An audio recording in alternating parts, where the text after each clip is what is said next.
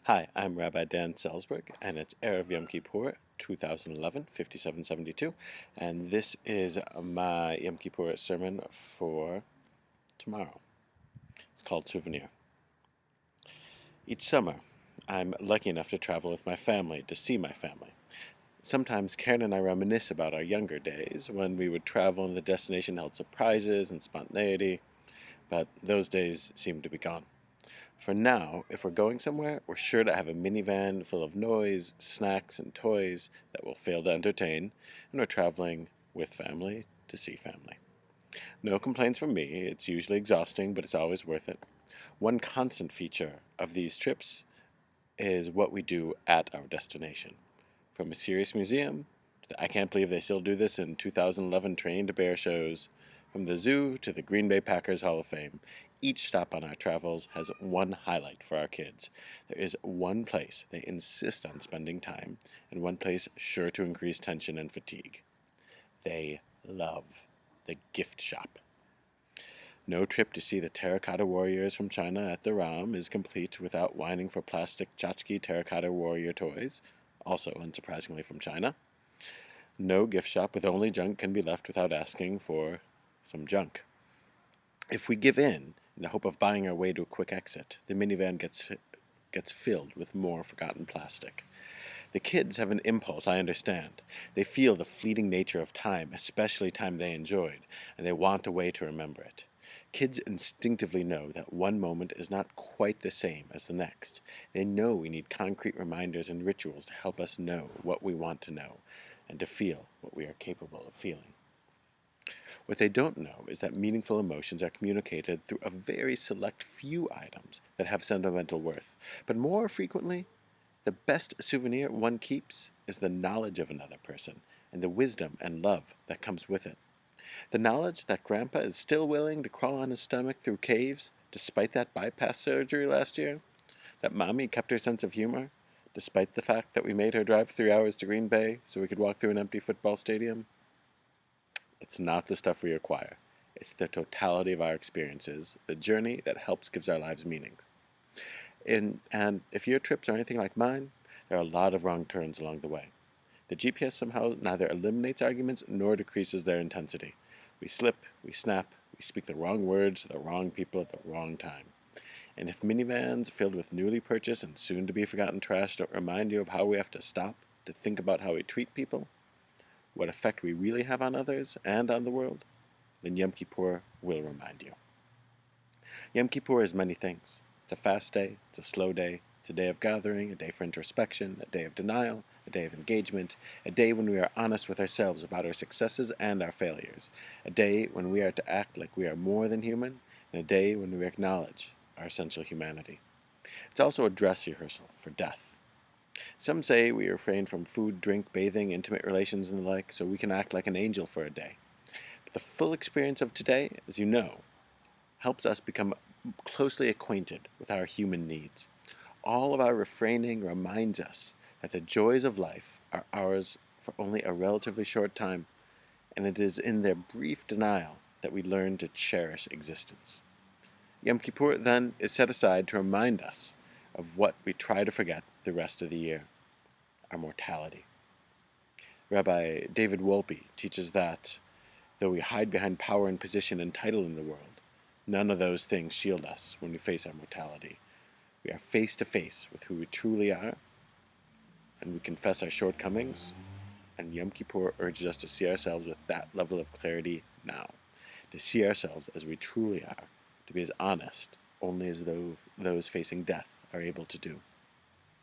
Sometimes Jews are accused of turning the high holidays into a fashion show, dressing up in our fanciest duds to impress others in the community. And I like dressing well in Rosh Hashanah as much as anyone, but today, this is tomorrow, it's a different sort of fashion show. Allow me a moment on the Yom Kippur runway. And now, in the synagogue, I'll twirl around in my kittel. There's a tradition of wearing not only white on Yom Kippur, but a white kittel. This garment has a few functions, but one of them is that it is a shroud. This one is my shroud. This is what we Jews are buried in. That's the fashion of the day. As the sages say, remember where you came from and where you are going. We all share the same destiny. God willing, we will live long, fulfilling lives before we reach the end, but we have to pause for a time to remember we do not have all the time in the world. That's why we have to strive to admit to ourselves who we truly are, because only then can we become who we want to be. Yom Kippur reminds us of the mitzvah of spending our time wisely, but it reminds us of more than that. The message is told in fashion. This kittel, the shroud, has no pockets. You can probably guess why. Because you don't take anything with you. You can try to grasp things, but someday your hand will let go. Only when you touch a soul, only when you recognize or reach out to the author of being, can we feel like we're part of something truly lasting. There's nothing wrong with our things. Some objects we use to connect us with others, some we use to further isolate ourselves. But we must truly ask what our prayer book already asked this morning. Ma anu, ma chayinu, ma chastenu, ma tzidkatenu, ma yishenu, ma kochenu, ma gvurotenu. What are we? What is our life? What is our goodness, our righteousness, our achievement, our power, our victories? What will outlive us? What will outlive us is the love we give to each other. What will outlive us are the values we pass on. What will outlive us? The example we set, the way we treat others. What will outlive you is how you treat other people. And that's why today we spend so much time thinking, praying, regretting, beating our breasts, trying to think of how we can do better. And I'm not just saying all of this because I think it. I'm saying it because you told me. I sit with many families, too many families, in the sad moments just before and just after a loved one dies. And in every home, we sit and we talk, sometimes for hours, and I always end by asking the same question. What's his legacy? Now that she's physically gone, what part of her remains? And the answers are strikingly similar. Her legacy is the love and respect her family feels for each other. His legacy is the time he spent treating his workers decently. His legacy is in the community he helped build at shul, in the lives she touched with her kindness. I've yet to hear someone list the material objects that so dominate our lives when I ask about a legacy. We'll laugh about hobbies, marvel over a certain sense of style. Every part of a personality gives the big picture color. But the image people remember, and what they want to remember, is a picture of a human being who had a positive impact on the world, and who cared deeply for those around her. The effect you will have on the world after your death is directly proportional to how you can positively affect the lives of others. That's the irony of our society. We are an individualistic society, and we live as individuals, and are judged as individuals. But meaning and joy are found in our interactions with others. We're mortal. We cannot forever hold on to our life or our possessions. So if we want a share of immortality, we have to think about others. On Rosh Hashanah, I spoke about fear and our need not to let fear be our master, but to master our fears. Last night, I spoke of the need to act responsibly, not to use our given situations as an excuse to fall short of our potential.